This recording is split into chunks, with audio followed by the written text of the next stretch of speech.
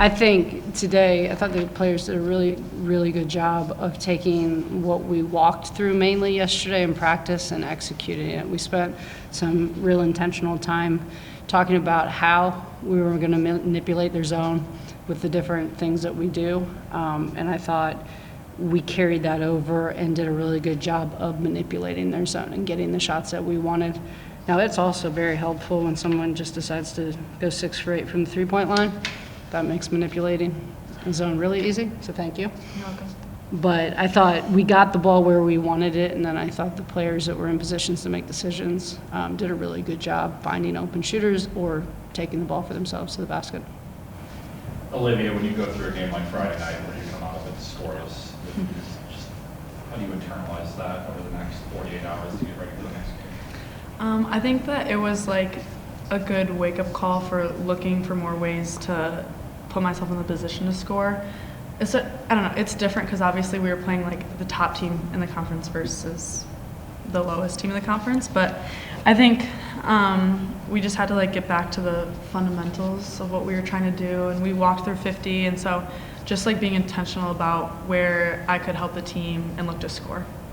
Leah, when you go through a game on Friday where you have 1 point, how do you internalize the next 48 hours?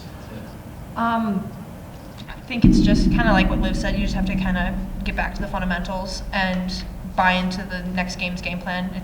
You're always looking ahead. You can't dwell too much. And I also was really looking forward to playing against another matchup zone, kind of like Bradley plays. I like when teams try to zone us.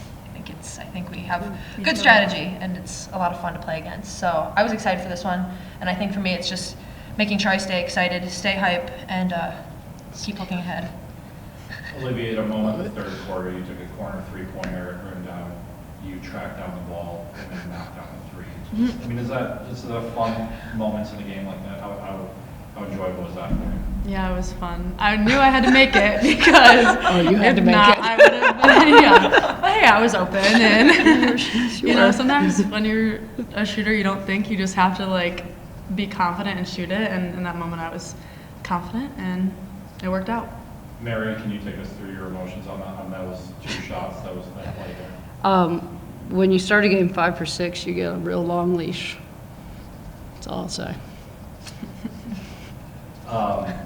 Just, Olivia, you had 13 points in the first quarter. I mean, I asked this at Ben last night because he did kind of the same thing. Like, when you know it's your night, like how did you know in warm-ups? Did you know when you woke up? Did you know after you hit the first couple shots? Like, when did you know you were on today? I think after the last game, I was just frustrated and a little disappointed in myself, and so that motivated me to like really have a spark today and want to do well and kind of reprove myself again.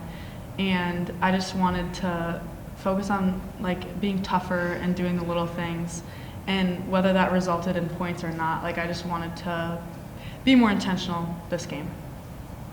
Mary, when you've got a game like this and it's your 2 senior, not senior, but your 2 leaders in here, I mean, does that just show that they're buying in and kind of lead the rest of the team? Yeah, I mean, I think I was really excited to watch them do the things that we asked them to do. We just played Wisconsin. We played a matchup zone, and we watched some of those possessions. We watched some of the possessions from Drake from a couple weekends ago, and they took that information and they learned from it. And we talk a lot about that in our program, that we're only losers if we don't learn. And I think seeing that growth and seeing them learn from those losses and then be able to put it in play and get a result is really exciting, because that's when teams are going to get better, right? You continue to learn from your failures, and that's all we ask about. And I thought they were really disciplined today to do it possession after possession after possession. It's easy to do it a couple possessions, but today I thought for probably, 98% of the time we stuck to how we wanted to manipulate the zone. I thought they did a great job listening, changing from 50 into some chin action into 32 and the quick hitters, and I thought they were really focused, which I wasn't sure at first today. To only have 8 turnovers, I know this is going to sound like a silly question, Mary, but just the value of the basketball is going to lead to a lot of success, right? Yes, and I think, the teams don't turn it over a lot against Bradley, but I think they averaged 11 and we held it to 8. So I think that's a huge focus for this team moving forward, is just to value the basketball and get shots, because we make a lot of shots. but we can't have 20 to 25 possessions every single game where we don't get the ability to shoot. And when they figure that out, I think they're going to be really excited about where it can take them. Leah, can you just, when you get the ball inside the paint and you're looking at a 6'2" player, your footwork was unbelievable tonight, like in moving and just what's going through your mind as you're trying to find a place to attack there?